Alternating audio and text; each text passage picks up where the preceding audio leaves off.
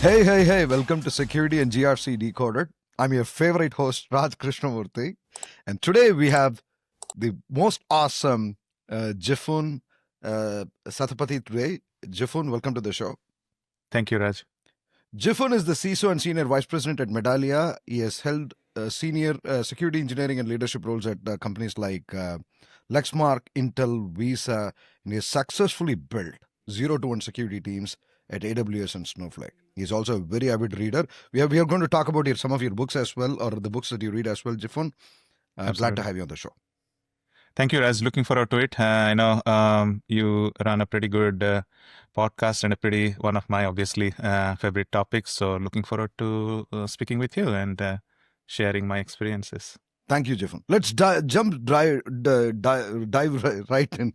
I'm struggling for words today. Let's dive right in. Let's take something very controversial or a hot take opinion you have. What would that be, Jiphun? You want to start with some spicy with a bang. topic? Yeah. I mean, there are many. I think the immediate one that comes to my mind is in general, I see sometimes like cybersecurity leaders or CISOs, they don't have a lot of inclination to engage with vendors. And I understand vendors, we get a lot of requests, but I don't know that it is controversial enough, but they are averse to engaging with them as much as they need. I see that as a absolute need. So if you are not engaging with them, I'm not a vendor, I'm not trying to sell anything, but the vendors or the products that are being built in cybersecurity world gives me a pretty good view on the innovation that is happening. So I don't know what better way you can be on top of learning what's latest and greatest and how the world is solving cybersecurity challenges without directly talking to those who are building it, right? And they are learning from it. So I feel like many of the CISOs, especially new leaders who are entering into the CISO world, have some sort of aversion to that. And that's not right, in my opinion. I would highly encourage everybody to be more engaged, more involved. I know we cannot support all, but stay engaged with them. No, Today, that's a we brilliant. lack that. That's a beautiful point, Jiphun. But I'm sure as a CISO, you're getting bombarded with requests. Right. So how do you filter them? Yeah, the way you filter that is somewhat based on your need. So you need to know what are your big risks, big areas, gaps, or innovation that where you want to bring. You may not know the solution. So you should have a plan at least for a year to two out, right? Who knows what happens in 5 years? But at least a good solid 2-3 years plan roadmap you should have. And based on that, you should be open to talking to people. In many cases, you will say, let's say cloud security. Cloud security, for example, is an area for us, for example, for me to look at. And when I joined Medallia, one of the areas that I looked at is how are we protecting our cloud infrastructure and also our on-prem. So that immediate need drove me to go engage with some of the vendors. Some of them I knew, some of them reached out to me. So I selected a few, then I spoke with all, then we decided, hey, this is the right solution based on where we stand. But that doesn't mean that I'm not going to talk to more folks in that space for, let's say, another year or two until my renewal comes up. So I know that is a critical area for me, or a major area for us to make sure that we're staying on top of risk. So based on your needs, so I still talk to some of the other cloud vendors, cloud security vendors, because I want to know what they are building. Are they doing better than what I have today? Things like that. So I would prioritize based on that few areas and be open to at least 3-4 in each of those vectors. Beautiful. I don't need to talk to them every week, every month, but need to go figure out. That is one way. The second part is also something that, do you have an interest? In general, I always have an interest coming from the world of builders. Like I want to know what problems the world is solving in an innovative way.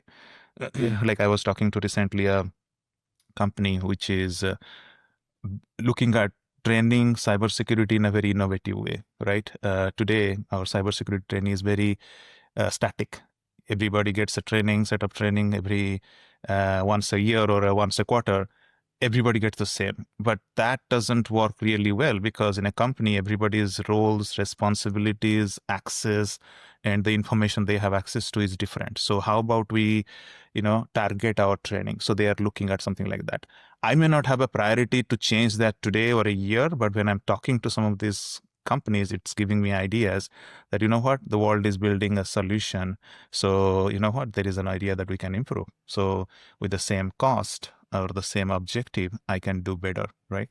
So that helps me stay on top of what's happening, what sort of innovation is going, and then I share that with my team. I bring them into that. So that's how I would prioritize and filter some of them. Yeah. Got it. And what roles do your teams have to play in this? And how do you is this decision democratized, and how do you bring them in, and where do you bring them in? So in general, I drive a more like a bottom-up approach when it comes to priorities, decisions. So it's not like I make the decision and ask my team to go drive it. It's a decision because they are more closer to the problems, right? So as a team, we prepare on a quarterly basis and go look at our risk register. What are some of the major risks we have? So that drives one. Then another way we prioritize is our business needs, right? So those are primarily two vectors which drives our priorities. So that helps teams to determine which area to invest. But let's say certain area is not in our radar or in our plan, but we do see a potential opportunity to either improve or make our process more efficient, or innovate something. Then I bring in the right team who should think about it, so they go explore that. For example, in this case, training, my compliance team's head, she is responsible for this. So in this case, I bring her to this. She looks at the solution, and so then she has now a plan. Okay, you know what? I don't have any plans to change. I do see a potential, so maybe 2 quarters out. So that's how we drive it. Got it. Risk-based investments is the approach that you take. Correct. Primarily, most of the initiatives are risk-based or business-based. End of the day, risk is also driving business too. So the primary objective is to run a cybersecurity company is more or less a risk-based priority, right? Yeah. Got it. And when you bring some of these innovative tools, you'll have to also change the culture within the organization, which is not an easy feat. That's true. Maybe Yeah. can you talk a little bit to our audience in terms of some of the challenges you typically encounter, and as a leader, what do you do to overcome them? Yeah, I think you touched a very good point, like, culture and changing culture. And believe it or not, it's not the people or the process or the technology, it's the culture which actually drives your security posture, believe it or not, right? So end of the day, is security priority zero for you? Like one of my previous CEOs, when I was with Amazon specifically, Andy Jassy, who would always say, nothing burns customer trust faster than a security breach. So there you go. Is that ingrained in everybody in your company? Do people really believe in that? Nobody is going to say security is not a priority, but your actions define your culture, right? So, for example, in my same company, he would spend 1 hour every week looking at overall major issues that happened in the security space. A CEO of a multi-billion-dollar company, Andy Jassy, if he could spend 1 hour every Friday with the security team and the respective engineering teams, I'm sure many other CEOs can do that as well. So fortunately, I have been with the companies where CEOs have been extremely paranoid about security, and they have made sure that priority is zero. Here, my CEO does the same thing, Mark as well, Mark Bishop. He has made sure that security is priority zero. I report to the CTO, who has made it very clear that security posture has to be top-notch, because we serve many of the top regulated, highly regulated customers. So there is no excuse there, right? So that's what it drives, the culture. So, but with that being said, you can ensure that everybody in your company believes that security is priority zero. But it's also on the security team to make sure that the practices, processes that we are bringing is actually helping teams deliver what they want to deliver in a much faster or more productive fashion.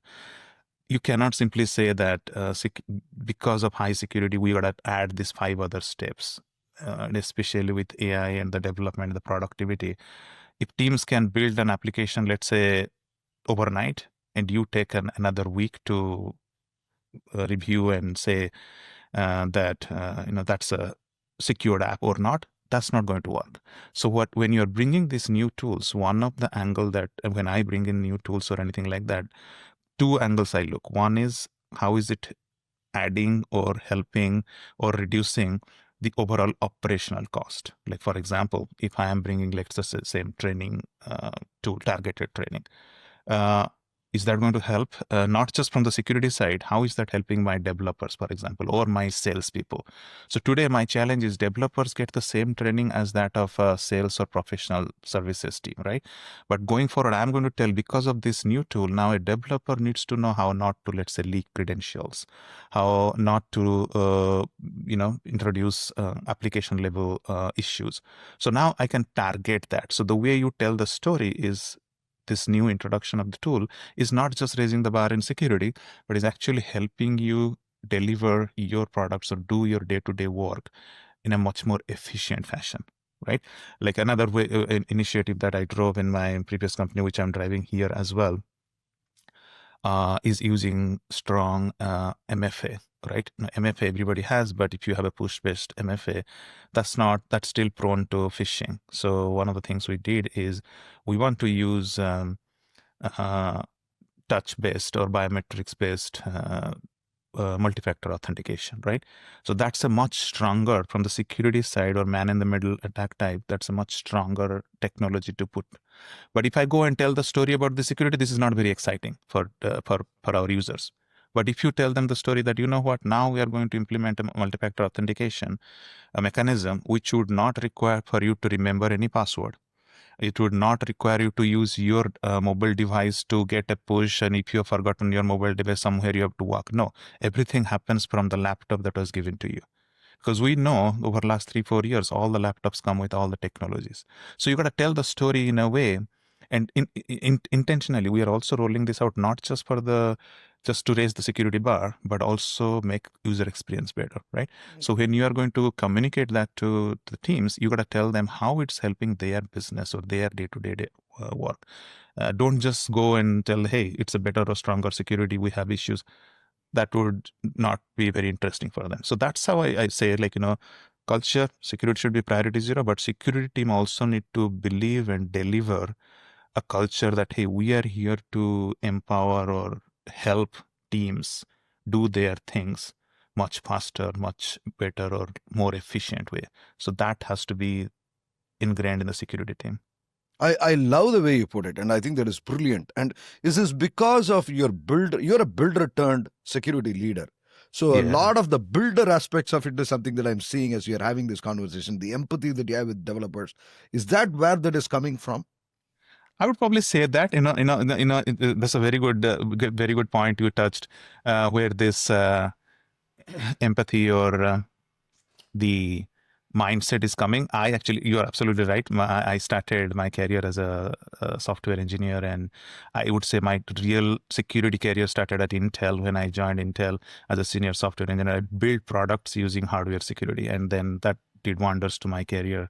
Learned a lot of stuff, built enterprise grade products, which is great. During that, one thing I experienced is that this whole getting a blessing from a certain group, which says, yep, this is done right from security perspective. I was a little bit, in general, I'm a little bit of a contrarian, so I was not super happy about it. I took the ownership on being that security architect and working with that team to make sure that all the products that we are building meets that security bar. But I was not super happy. It felt somewhat like a bureaucratic process, saying, hey, you got to get the blessing from certain set of people. I was not a big fan of that, but we had to do it for the heck of doing it. And they were doing a pretty good job in the sense they have to make sure that all these teams are building the right thing. And I'm talking, this is a 2015-ish time frame, so 10 years ago, right? So that kind of, and then slowly I transitioned to the other side of the table, where the InfoSec side. So I definitely recognize and relate with the pain points that developers, engineers, or practitioners face. That is one. Second thing, when I joined AWS, I needed to scale product security or AppSec team at a scale that's I had not seen before. We all know Amazon, the pace that they innovate or the build software and services, and AWS was in a pretty rapid growth around 2017. After about 3-4 years, I stayed there. And also customer experience. And I treat my internal stakeholders is somewhat like a customer. So I say, like, security has a dual role. So we have to protect our external customers, end customers, and their information. We have to influence our stakeholders, but we have to treat very close to them like a customer. We hold them accountable, but that experience matters. And somehow, coincidentally, I'm now working for a company which is primary product is customer experience and employee experience. So that thread is somehow weird. So yeah, I would say it probably comes from that. Like, and I will also some question, right, all the time, why? Why should we do what we are doing, right? And if you know why, then you can tell the story why. So then you buy trust from them. Yeah. I think one of the challenges that we constantly face is that, for example, when we talk about security or compliance style, a lot of the value, especially in technology first companies, accrues to engineers if done right, and that's a big if. But the challenge has always been that the GRC teams or the security teams have not been able to convince their leaders that there is a broader story to be told there, which I think you beautifully articulated. So what advice would you have to your peer CISOs and also to for example, a GRC manager listening or a security manager listening on how to build that business case and up-level the conversation? Yeah. So first, understand what the business is. First, understand what's the objective of a team or a company. End of the day, you are not here just to secure stuff. You are here to deliver for the business so that we can continue to serve our customer. Like anybody in the team, right? Not just security, right? Our primary objective is to make sure that we are delivering our business to the best of our ability. So first, understand what business we are in, I would say. So go talk to your stakeholders, look at their roadmap, talk to the sales and professional services team, what customers are asking. I would say even go talk to customers directly, but many a times security and compliance team especially the security engineering side of things, are not very customer facing. Compliance is somewhat because they need to meet that. But I would say look for opportunities where you can just be a fly on the wall and listen what customers are saying, right? So if customers are asking for certain things in cybersecurity or some certification and you are building certain other things, then it's not going to align. So that is first thing, understand the business. Then go understand the pain points that the non-security or the stakeholder teams are facing. And then end of the day, use that information and then you bring your subject matter expertise. So you know what are some of the risks and what would be the impact. And literally, a one-size-fits-all approach is not going to work, or what worked for you in a different company is also not going to work. I'll give you a very good example. Like, when I was with AWS, obviously a massive company, much bigger company, so the stakes are much high. The systems, processes, culture, mindset is somewhat kind of set. We didn't have to reinvent that. So I was in that journey of how do we scale better, faster, things like that. But when I joined Snowflake right after its IPO. So it was in a super hyper growth mode, right? And they hired me to build the enterprise security or corporate security team. It didn't exist before that. So I was in that journey of, again, same thing, like, building a foundation and then growing. But what I learned the hard way is I didn't take a step back to look at that, hey, this process mechanisms that I had put a year ago, is it still valid? And I learned it hard way, because what happens is when you start from scratch, you are kind of trying to put a bigger net, saying, hey, I want to catch all the fish, right? And I will probably get 10% of it, right? And then I want to reduce it. But you, as a security team, we also need to question all the time. We cannot question every day, every week, every month, but once a year, once 6 months. Hey, I have a mechanism, I have a process. For example, security review we do. We say, we want to security review or security scrutinize everything that goes out. But that process needs to evolve. And how do you evolve? Because if the business is changing or business is using different mechanism and the security teams are not aligned with that, then it's not going to scale. So it is always good to take a step back. So I would say those three, and think again. And our job is to make sure to see business succeed. Don't come across as a compliance. The challenge that compliance teams face sometimes is that they come with a list of controls or the compliance requirements that we must meet in order for us to get certified. So, which is perfectly fine, but tell that in a way that the business understands, right? You can simply say, hey guys, we are going into this market, and this market requires the password to be rotated, and we are going through, let's say, I'm just giving an example, FedRAMP, because we are going into the, let's say, um, you know, government space or defense space or whatever it is. So we need to get the FedRAMP certification, and FedRAMP certification, let's say, requires us to rotate password every 30 days. I mean, it is a fact, for example, then we have to convey that to the business. So tell the why, why is it important for the requirement or the control that you are implementing. Always telling why goes a long way too. So I would say those are few things that you need to build. Think from their perspective versus you going there, hey, I want these 10 things done by this date, and this is all security. So that won't fly. Got it. And then and how do you think in general, in your experience, Jiphun, how others, particularly the engineering teams, view security and compliance? I think it depends on how the security team and compliance team have built that relationship first. From my experience, I would say many times I have seen engineering teams really appreciate security teams, but I have been part of companies where that mindset and culture is there ingrained. They don't appreciate some of the processes, mechanisms that we have. They don't, enjoy, obviously, when we say, hey, we got a number of vulnerabilities that you need to fix. They do feel that as a pain point, but look at it. Like, for example, one of the things I'm actually driving right here at Medallia is we want to see our vulnerability posture pretty good. We don't want out of SLA vulnerabilities in our environment. And my team and the engineering team does really well in staying on top of it. But what my team did is they actually went one step further. Instead of just using a tool, scan per findings, and then dumping on the developer saying, hey, we got these 5,000 issues, go fix it. They actually took that extra step, worked with the tool, and learned the innovation side again here to determine how can I prioritize it. If I take the entire 50,000 findings and dump it on developer team, they cannot. So we need to help them how they can prioritize the ones that matter.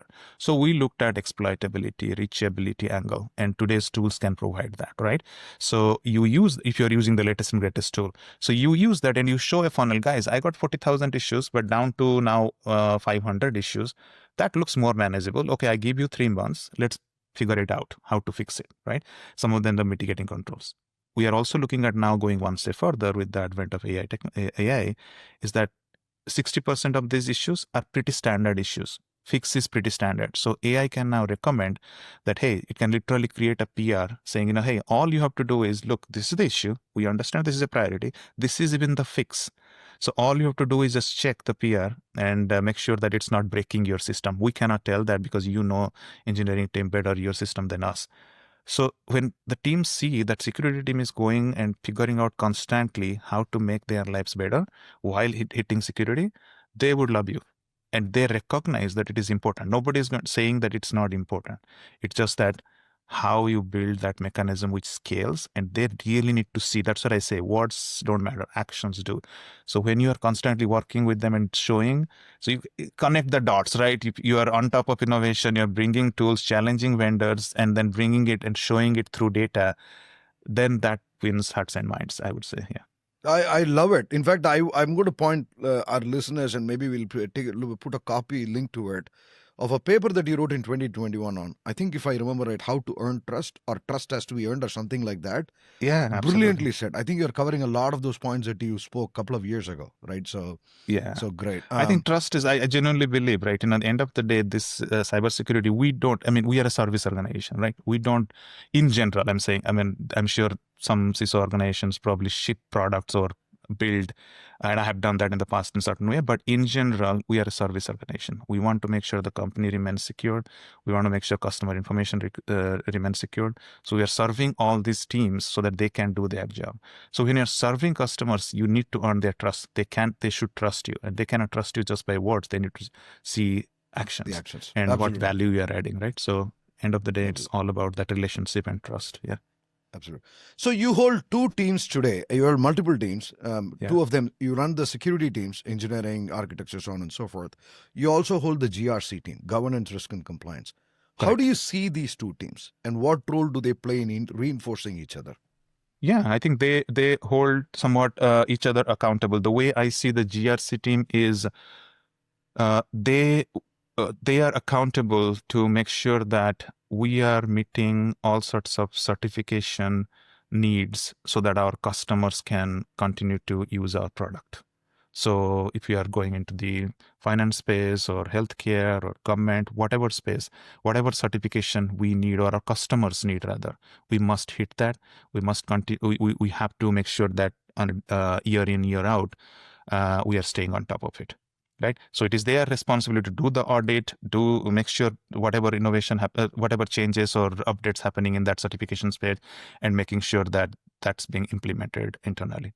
Second thing is risk. They are managing risk. End of the day, they are accountable to demonstrate what outstanding risks we have within the company and how are we making progress. They are not responsible to solve that risk, but they are responsible or accountable to make sure I know or my CEO knows, hey, these are the top 10 cyber risks that we as a company living with, and this is the trajectory. These risks are getting mitigated or it's getting worse or we are not making any changes, and holding people accountable there. Then the other part of governance, right, as the name says, right, end of the day, they are primary team which is governing that right things are happening. For example, the AI governance. Okay, so we have a policy now. So they make sure that all these policies are well executed, maintained, or operated by various stakeholders. So their responsibility is to make sure that we have the right owners defined and they're driving that. Now comes to the security engineering part. In the sense, we have a product security, we have enterprise security, we have SOC teams. Their responsibility is make sure that we are designing, implementing processes, mechanisms, metrics, tools to meet those requirements first, or the control needs first, in addition to the risks that being highlighted in that risk management. So so it's a very tight coupling that needs to happen, so that then only these guys, compliance guys, can say to the world or the customer, the auditor, yep, we have done all this. This is the evidence that we can show you. But how we implement, they don't need to know. For example, MFA. We want MFA, for example, a certification in MFA. The compliance team will ask, okay, do we have MFA? But that MFA might be push-based notification or based MFA might be just fine from certification perspective, but we want to set a bar which is through risk, which is much higher than what is being asked for certification. That's why I always say compliance or certification is like table stakes for us. We should be able to hit that day in, day out. But that doesn't drive or determine our security posture by its entirety. Our security posture is determined by what our customers need and what we are paranoid about. So that's why we hold a much higher bar, so that any day, any time, if we want to go into any of the certifications, they are kind of given. Obviously, there is a mechanism and process that needs to happen. It's not like check mark, but they don't determine the overall security posture of our company. Because Got it. So that's why I sometimes say, the whole certification or the compliance, they bring us revenue because our customers will only buy if we meet that on a consistent basis.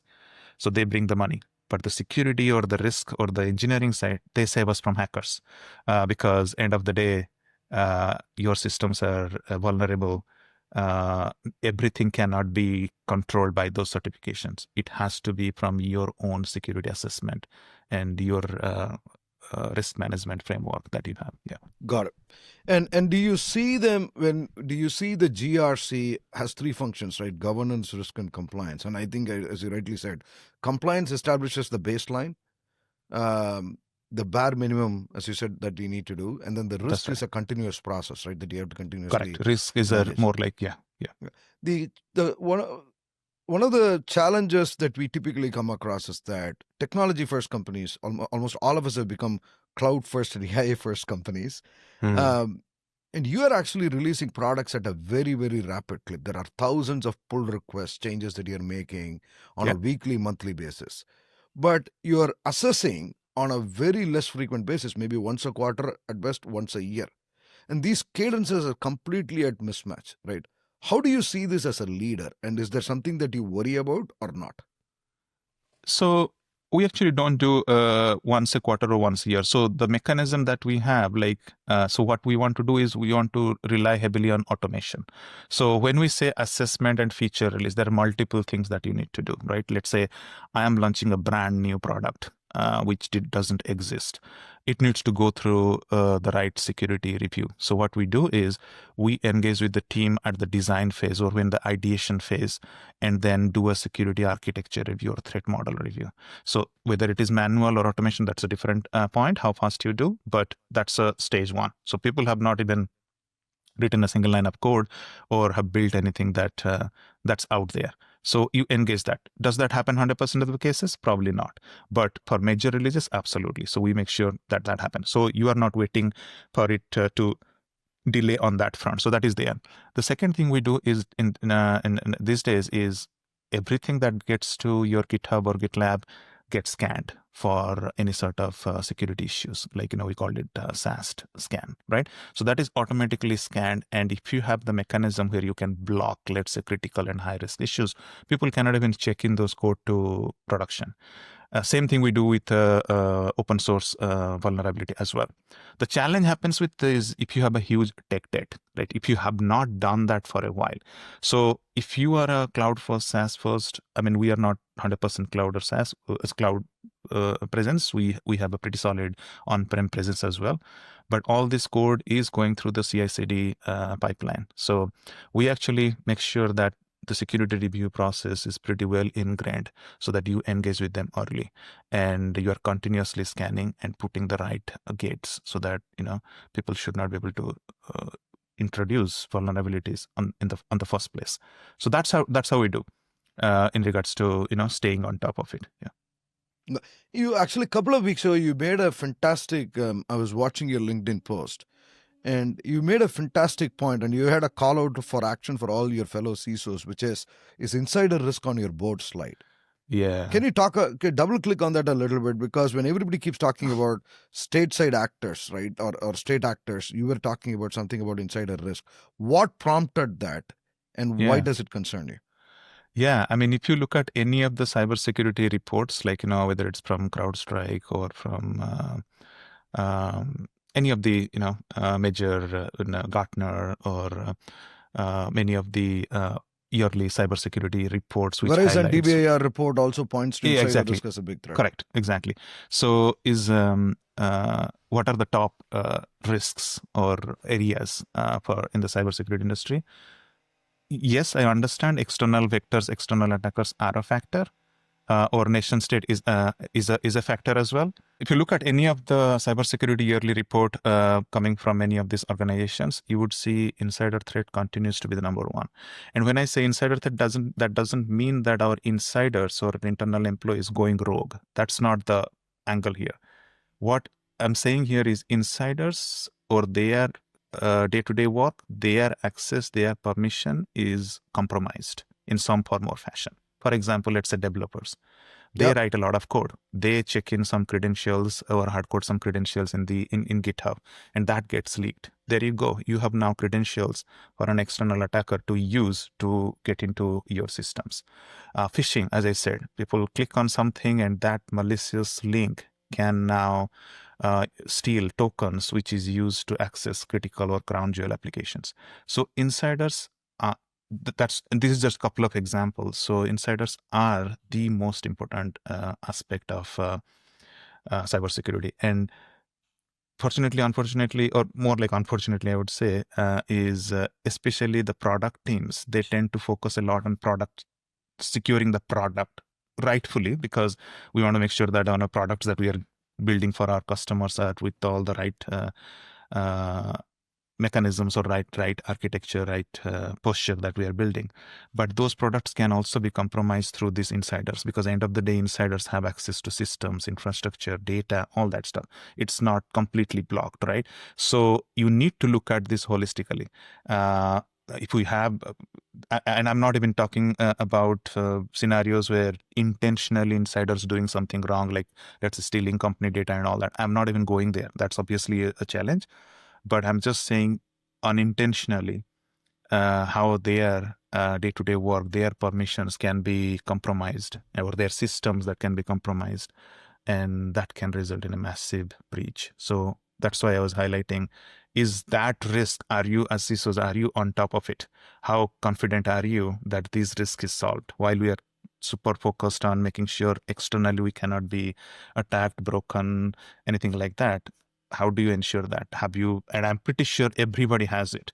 Does your board know about it? What are those, and how do you measure it? So that's what I was highlighting. I guess it is less sexy to talk about some of this insider risk, That but is they are correct. real. And that is true. And I actually give a lot of credit to my role at Snowflake, where I learned it. I was always been in the product side, building products like Intel or AWS, Visa. I was on the product side. So I always thought product security is the more fun, sexier field. And I was a little apprehensive when I joined corporate security or enterprise security. But after 3.5, 4 years, I actually realized that's where the real risk is. And that's where the especially, I can say that probably for other companies as well, but especially for tech companies, which we tend to ignore that part. I think that is where the main risks I have at least seen. And we did a lot of work there to reduce that, but that's where I probably learned that, yeah. Got it. For a security practitioner or GRC practitioner listening to you on this insider risk, and if they want to double click, right, and understand, how do I break this down into actionable set of controls or measures or metrics? Any guidance or advice on how they should think about it? Yeah, I think, again, depending on various areas, we can take a couple of examples. First thing is, anytime you want to measure something, you want to measure that what matters, right? So what is the purpose? Why are you doing what you are doing? Let's say in GRC, one of the functions that's there is vendor risk management or vendor risk assessment. Why do you do that? Why do we need to have a vendor risk assessment mechanism in place in the first place? Answer to that is, we want to make sure that we are bringing vendors which meets our security bar, right? So then the question is, how do you define that security bar? Okay, we need to have these 10 controls or this set of capabilities in these vendors, this sort of certification with these vendors that meets the bar, right? So you build your metrics demonstrating, okay, first, let's say, do I have all the vendors that I have running in the company have gone through that assessment? So you have one metrics there.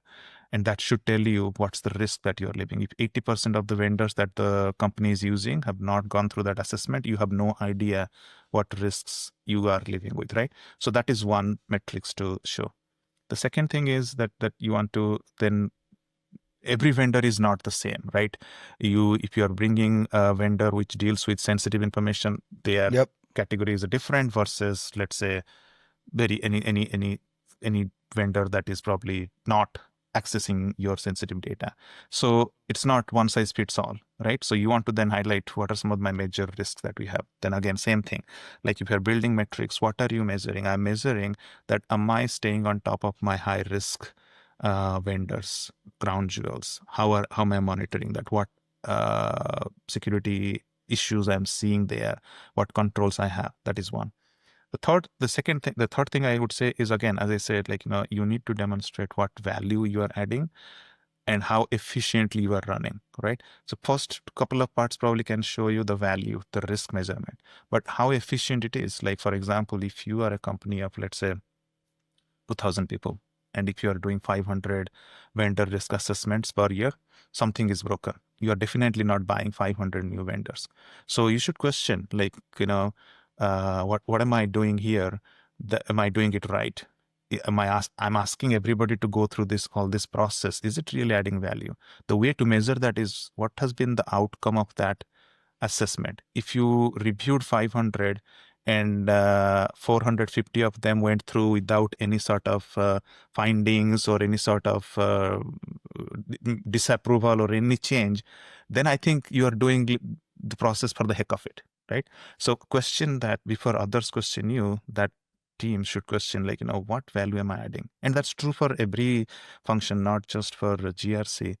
So ask those questions and measure that. Like, okay, we did 100 reviews, 98% went through the approval. So maybe, which is perfectly fine. It's okay to take them through the approval, but then make the process more efficient. So that's how I would measure. End of the day, figure out what is that you are measuring. Same thing with vulnerability, for example. Why do we care about vulnerabilities? Right? Vulnerabilities, we care because these vulnerabilities can be susceptible or can be exploited for external or internal attacker to get into our systems, right? And then measure, like, which systems are these systems really critical systems? How easy it is for them, for an external attacker to access, or is it really difficult for somebody to access? So that is how I would say measure. Again, there are definitely frameworks, like, going traditional route like CIS is a pretty solid framework you can use to measure some of the capabilities. So what I have done in the past is more like a combination of multiple things. Like I use some of the NIST frameworks or CIS frameworks to first start at the baseline of metrics.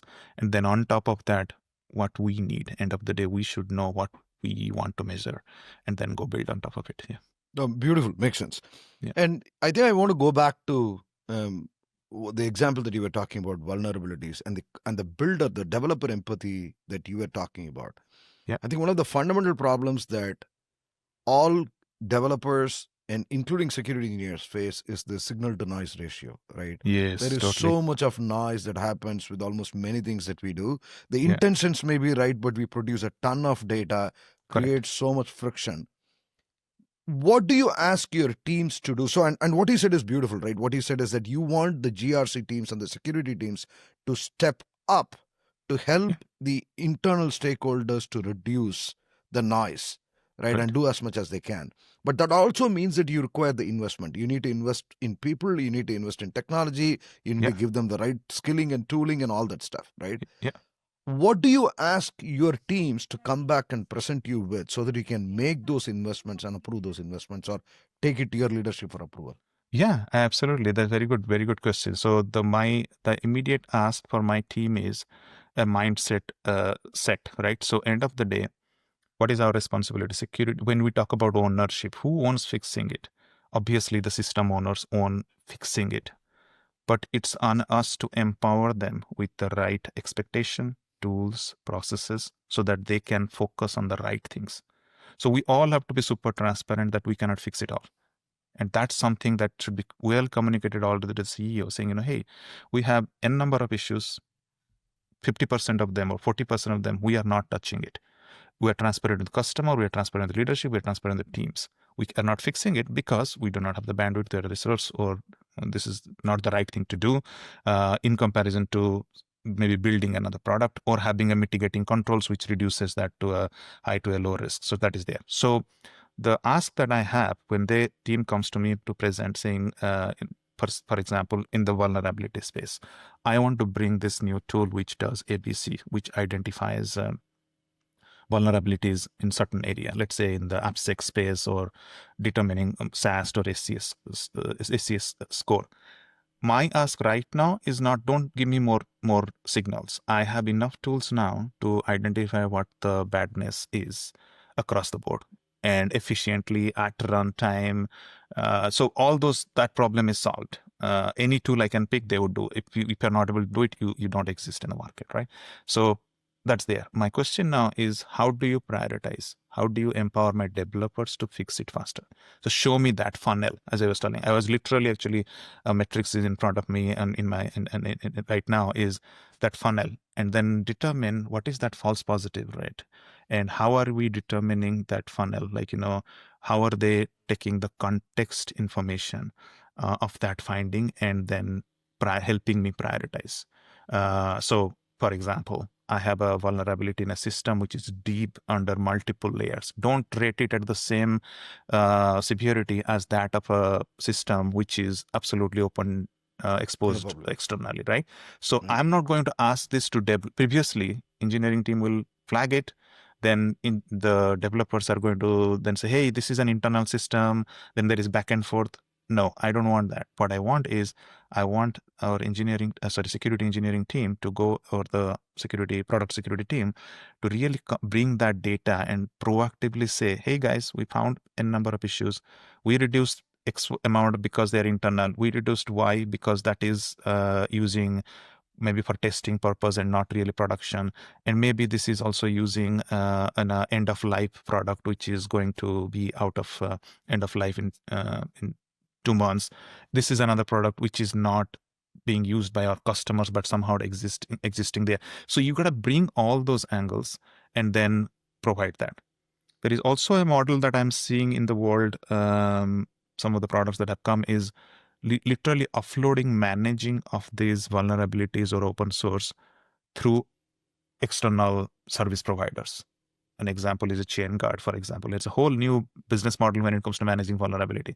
So you got to think about that. Like, you know, to stay on top of it. We are right now going through discussions about it. But again, engineering team thinking there. So security team's primary focus is how do we help engineering teams scale? That's the Beautiful. big objective. Obviously, we are the subject matter on security, so we should know what would be the impact or ramification if any of these findings get exploited. But don't get just hung up there. That's not where the responsibility ends. Again, a service organization mindset where you got to build things which works for your stakeholders or customers. Otherwise, it's just useless. Got it. So I think what you're basically saying is that security team is a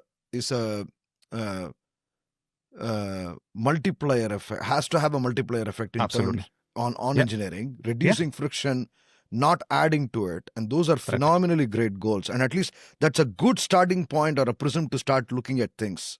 Absolutely, yeah. Right. And this also goes like, you know, you also then you can speak for those engineering team or for business in front of a customer. Customer may say, you know what, I want all things fixed.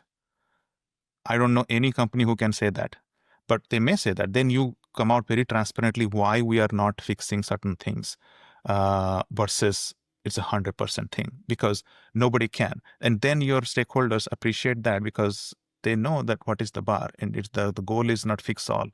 Goal is to fix things that matter.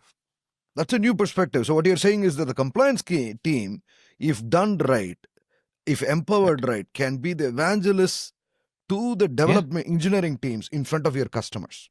They have to, and they are in a way, right? When we go for the audit or we go earn a new certification or renew our existing certification, it is the compliance team who is speaking on behalf of the business. They obviously everything is not solved or everything is not checked, but then they negotiate with the auditors and they provide the details. And that's where they're evangelizing or supporting these teams to drive that. So, but with that being said, I would also like to highlight one other point as well. While security teams should also be super stakeholder mindset and the service organization mindset, they have a hard job to hold these teams accountable to. And at some point, the buck stops at with the business as well. And that's what I also feel like, you know, we have to be super candid and transparent in the sense that I fully expect a developer should be somewhat familiar with the secure development process. So if a developer doesn't understand, or a software engineer doesn't understand basics of security or how to write secure code, I don't think that developer is a full-fledged developer. Doesn't matter what seniority level you are. Think about it. Like, you know, when a developer or an engineer writes code or builds an application, he doesn't expect to write code which operates in a haphazard manner, or it's not reliable, it's not efficient. We expect them to build, which is production quality, right? So in production quality, it's not just the response time or the availability. Security has to be a factor. So that's where the leaders also need to set that mindset with their engineering teams or any team, that security is important. There are certain responsibility that you have on yourself that you need to make sure that you are meeting that on a consistent basis. So it cannot be just one team being super service oriented, the other team saying, you know, hey, I don't know anything, you just tell me, I'll do it. That's also not going to work. And sometimes I hear, I did it because security said so. I blame both of them. First of all, security should not be like that. And second thing is, you should not also say just because security is saying I'm doing it. No, you have every right to challenge. You are every right. End of the day, you own it. So you should be convinced, right? Just because security is saying don't do it, things like that. It's So a yeah, I partnership. think it has to be dual. Yeah. Yeah. You have been a veteran. You've been an advocate of artificial intelligence, right? AI. In fact, pre-Gen AI days, if I can say that. And I think you see that safe and responsible AI as a critical feature, right? That needs to be built. Absolutely. And I'm going to quote something that you said that I found very, very interesting. You said, and you talking about the pushbacks from the security team, and you're saying the conversations like these are a strong reminder of the healthy paranoia the cybersecurity brings to this space. Yeah. Can you double click and explain what did you mean by that? Yeah. So yeah, I was actually looking at that interview with Sam Altman about overall how do we see at overall AI adoption and its usage and the problems that it is trying to solve. And as you rightly pointed out, I was leading product security at AWS. That's where I first forayed into the ML. That time it was not AI. That was more like the ML services, like SageMaker or many other AWS products services that they build. I was directly responsible for many of those products and making sure that they go through the right security and the checks or scrutiny that we do. I think we are obviously in that rush to go adopt, use this technology, and I'm all for it too. I personally want to already use some of them in my cybersecurity space. But we also need to be extremely paranoid about its ramification if it goes wrong, right? So specifically when it comes to I'm talking in the enterprise space. Today, let's say we have company information or employee information in our systems, right? And we bring in a whole new AI product or a Gen AI product, or we build internally. And we are, let's say, a simple RAG app that we are building, which takes all this data and then summarizes it in a very succinct way that anybody can consume. But now you are opening up that access to all this data. So previously, let's say only a selected group of people were able to see certain records. Now you are summarizing it. How are you ensuring that access for that data through that summarization app is still maintained? Obviously, we get very excited when we say, boy, we have a tool which now so easily gives us a view or a summary of things which I was spending multiple clicks or few minutes to retrieve. So which teams like the data science team or AI team or engineering team or security team needs to question that, take a step back. And when people question that, don't misjudge them that, hey, they are naysayers. So in that interview, that's what I was noticing, at least when the question was coming up, sometimes it may come across that maybe the person is not believing in AI much, or they are not a big believer in that. Yeah, just because they are asking the question, that doesn't mean they are not big believers. So in fact, those who question, they actually want to use it in the right way as soon as possible.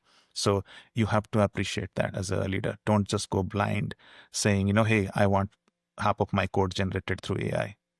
That's pretty easy to say. Maybe you can achieve that overnight, but what ramification, what challenges, what issues that you are introducing, look for that as well. And it is okay to say that, hey, I'm going to do that due diligence maybe once I start rolling it. That is perfectly fine, but don't completely discount and don't obviously shoot the messenger or the person who is the most paranoid asking that question. Otherwise, what happens, security teams get burdened by that. Hey, they are slowing down the business, and you don't want. Then they will buckle up, right? Then they are going to hesitate to raise those concerns. So you got to empower them while you want to make sure you want to adopt this technology. By no means there is no pushback. You're not adopting, but take the right due diligence steps. So, for example, at Medallia, we are we are AI first company. We rolled out many AI products and for our customers. But when we adopt new, and we are completely open culture, when it comes to we want to let our employees use AI products, but it goes through the right scrutiny. Because another way to look at it is I would rather have a controlled set of AI apps and services versus either blocking completely, which is not going to work, or not knowing what people are using, right? Obviously, people are using it day in, day out. So that's what I meant. Like, don't shoot the messenger, go fast, go big, but also be open-minded about people, those who are challenging it and questioning it and raising the concern. In fact, extend them a forum so that you want to bring that devil's advocate angle or the paranoia angle to the conversation as a leader. Yeah. Whys are an important part of this. The discovery process is a very important part of Yeah, keeping us all absolutely. safe. Yeah. I think security teams, and I wanted to focus particularly on the GRC teams, are in a very tight predicament, right? Because we are all moving away from this cloud first to the AI first company, Yeah. and there is a lot more emphasis on, I don't think we necessarily build traditional models anymore. Most of us are building some sort of fine tuning on top of LLMs, like you said. Typically, Yeah. RAG-based applications are fine tuning. Yeah. But the security teams, and particularly the GRC teams, have to catch up on all of the things that are happening in the engineering world and the operations world, right? Yeah. How technical, and my question is particularly to the GRC team in your portfolio, how technical do these teams need to be? Yeah, they need to be somewhat technical in the sense. Yeah, I agree with you that I don't think broadly these companies are training models. In fact, I was actually in one of the conversations with one of the AI companies, and they said 99% of them are not even fine-tuning it. So it's basically the models have become so sophisticated now and intelligent now that you don't need to even fine-tune. You basically, as you said, use the RAG architecture or multi-agent, agent-to-agent architecture, which gives you all you need. So you don't need to even fine-tune. So basically use foundation models to build agents or apps on top of it.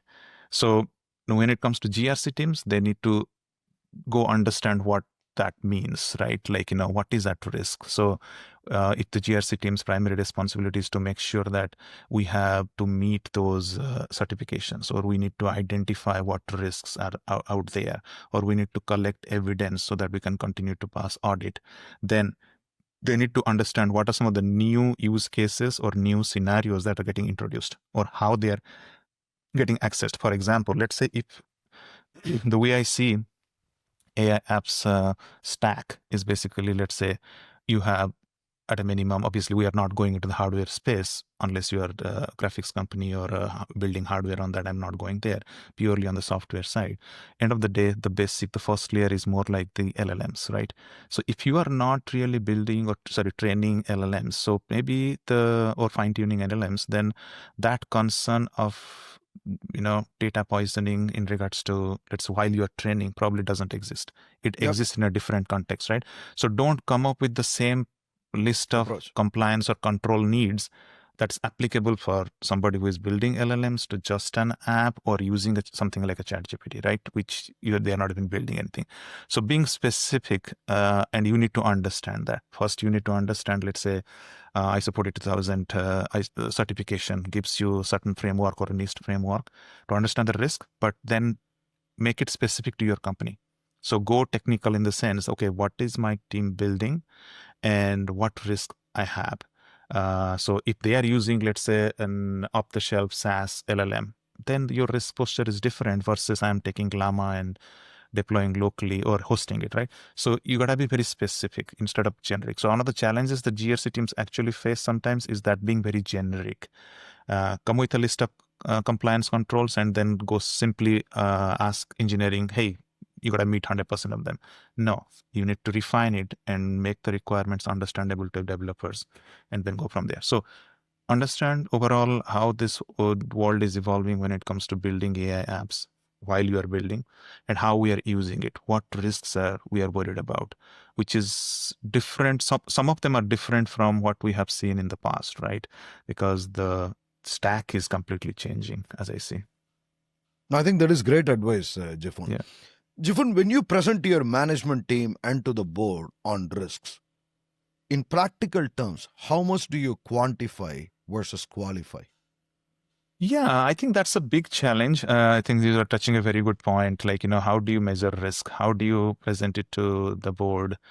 Um, which one is more important? Obviously, you cannot go to them with a laundry list of every finding or every issue, but you got to highlight. So the way I present, or the way I have done that so far, is first build a risk management program. What does that entail? So the way it entails is that you have a mechanism which, let's say, primarily driven by the GRC team, where they work with all the stakeholders to determine what are some of the major risks that are out there. This is not audit findings. This is not vulnerability list. This is not security findings. This is major risks. For example, I'm making it up, which is data exfiltration from a company. Like, certain risks can result in company data getting lost. So that is one big risk, right? So what are some of the key scenarios that can result in that? So the way you present that is that. So I think qualified is okay. Quantifying exactly, being very objective is difficult. There are some frameworks, like FAIR framework is one that I have used in the past. But it's an extremely complicated, time-consuming mechanism too. So you got to find a mix of it, like certain. So when you go present to the board, you are not just going with just the top 10 risks. You are also bringing some metrics. So let's say one of the risks is data loss can happen because, or your system can be compromised because you have a huge amount of vulnerability. So if you bring the vulnerability metrics, that becomes very objective. Say, you know what, I got N number of vulnerabilities, let's say critical are X amount of that, and that is the risk that we have. And that results to this qualified data loss cyber risk. So you can have a mix of it. And what I have done is that, like, when I go present to the cyber committee, audit committee, or in the board, is that bringing that mix of qualitative analysis angle, also objective, or more like data-driven aspect. Got it. And this is risk management is the hardest thing actually in cybersecurity, that's a pretty difficult problem to solve. So that's practical. I know all of us would love to see the exact, hey, if this risk gets compromised, I will have a hit of 2 million versus the other risk, which is 10 million. But there is always that qualitative angle. I'm Got it. improving that, but it's still there. Yeah. Got it. We are going to have a few guests on the show that are going to dive deeper into risk quantification, just that topic. Correct. So it's very topical. You are a big advocate of startup companies, and the sales 101 is to create customer urgency, right? And what that actually invariably translates to in cybersecurity world is FUD.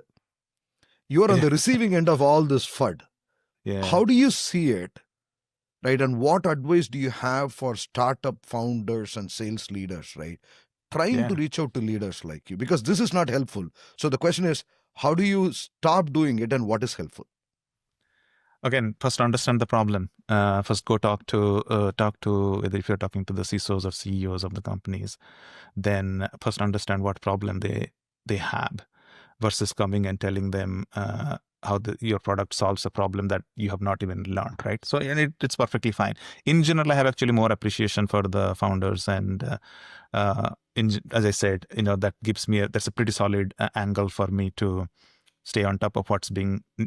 So that's why I support them, I advise them quite a bit, and I enjoy that. But one thing that I see is not understanding the problem, right?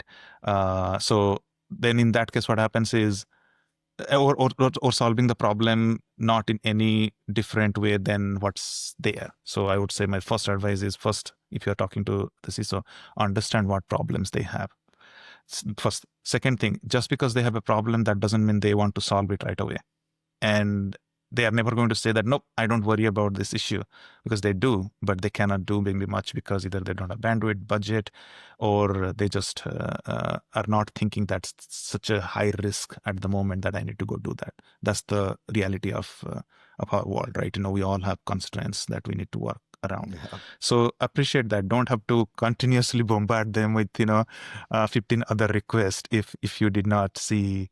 At least that's how I see it. Like, I don't like to waste anybody's time. So So if you're continuously bombarding them with same thing, that says that they are not interested. And the last thing is the point solutions. I understand everything cannot be a single platform, but if you're building point solutions, that's also another somewhat demoralizing aspect, right? Hey, I already have, let's say, if you look at, I mean, it's really painful, especially if you go to identity space. Man, there are probably 1,200 companies building solutions around identity. And it's okay to have 3, 4, 5 in each of these buckets, but tens and maybe even close to hundreds. I don't know how that scales. So if you are doing that point solution, extremely point solution. I'm not saying everything should be on the platform. That's we are far from that. And I understand also best of breed. All that is good, but point solutions are all over the place. So that's not going to get a lot of attention, at least from CISOs of large companies in general, right? So that's another thing. So I would probably highlight those 3 things. First, understand the problem. No need to harp too much if you have heard directly, or read between the lines, and you're saying that, hey, this person is just not ready. It's not that they are not appreciating the product. It's just that they are not ready. And the last one is don't go super point targeted solutions. That's not helping. Yeah. I think that is brilliant, fantastic advice. Sure. CISOs are in the hottest seat, right? Yeah. Than any other CXO leader out there in corporate America. How do you deal with this intense pressure Yeah. daily? Yeah, I think it's a mix of a few things. And the first of all, you have to be in an environment where you can depend on your team. So if you have a solid team, I've been extremely fortunate to have surrounded by amazing teams. When I was not the CISO, my CISOs were extremely supportive of me in the sense, I cannot have sleepless night just for the heck of it. Yes, everything is not tightened, everything is not controlled, but you cannot, be restless about everything, right? So you need to have a solid team and make sure that your teams own stuff and they are giving you the right support. So that's extremely important for a CISO to succeed and have a, not burn out, basically. So for me, that's extremely important. That's I focus a lot on building top talent, bringing top talent, and building highly productive teams, and constantly questioning and being paranoid about things and knowing what's good, what's not good, right? So I depend on my team on that. So that's first. I think second thing I do is obviously my family has been extremely supportive of that. So my wife, my kids, and that they take care of a lot of things out of work, which gives me probably the bandwidth to focus on work. So having that outlet. And you also travel a lot with the family, I'm guessing, right? I do, as much as we could. We do either fly out or maybe drive down to local areas. Then networking and talking and learning from fellow CISOs. So I attend some of the forums. I speak to some of the other CISOs, how they handle this situation or what are they worried about. So sometimes what happens is when you hear others struggling with similar challenges and they are tackling it in a different way, then you learn from that, right? So that always gives you space that, hey, you are not the only one who is failing. Probably everybody is failing, so you should not feel that bad. So that is another, or somebody is failing, how they are addressing. And last thing is maybe, stay active in the sense I like to run. So that's been my stress buster. Okay. So I do that, something like that's my standard exercise. So that has always helped me calm down my blood pressure or stress, just release that. So those are a few things I would say that comes to my mind. Yeah. We are at the end of the segment, Jiphun, and I want to give you the yield for the last 60 seconds or so. Any people that you want to shout out to, right, that have helped you get to where you are, Yeah. or any books that have helped you shape your thought process, whatever you want to call out. Oh, this is great. No, first of all, Raj, this is great. Thank you for reaching out and asking. And you guys do this podcast really very professional way, and I'm very happy. And good luck to you. And I'll be more than happy to help you. Have amazing sessions as well wherever I can. So thank you for reaching out and asking for this and making the whole setup and arrangement. So this is great. So thank you for doing that, first of all. Thank you. In regards to books, yeah, another thing is actually I do is read. In my website, I've started probably last couple of years publishing some of the books. So I'm a big, obviously technical side, you can always find many books on cybersecurity or risks in regards to how to measure cybersecurity risk and things like that. But it's more on the attitude side is what I think personally matters a lot as you grow, as you become a leader. So I'm a big Adam Grant fan. So, Hidden Potential, I think one of the books that I read recently, that is one. Again, as I said, building partnership and community is another. So, forgetting the exact book, Jono Bacon wrote that on forgetting the exact name of the book, but that is another book that you should look. He who led the Ubuntu open source community. I think the Empowering Through Community or something like that. Forgetting that name. So that is another. People, I mean, obviously, there are way too many. So I'm extremely fortunate and grateful for a lot of people. First, obviously, my family starts with my dad, my parents. My mom is not anymore, so dad is who has been guiding all of us and a big influencer in having that work ethics or ambition or being somewhat customer oriented. Then I'll say my wife, been an amazing support for all my life. I mean, not all my life, at least for last good solid 20-25 years. And then I would say the colleagues and my managers. I've been extremely fortunate to have some amazing managers. Two of them, one of them was director at Intel. His name is Moji. I consider him as a mentor even today. That was one when I was transitioning from an IC to a manager. He gave me a certain advice and mentorship that I'm deeply grateful for. And I think recent times, my previous boss at Snowflake, I would say he was the VP of security, the CISO of Snowflake. He is Mario Duarte. He, again, same thing, he did wonders to my career. So these are some of the people I reach out. Yeah, I would say, and obviously the people that I work with. So I've been that's another thing I say, always put yourself in places and teams where you have much smarter people than what you are. Sometimes it will be intimidating, but in the long run, it's going to help you learn. So that's another attitude I've always carried out. So yeah, that's how I would say. No, Jiphun, this has been a fantastic session, and thanks for being on the show. Sincerely appreciate it. Awesome, man. This is great. Thank you.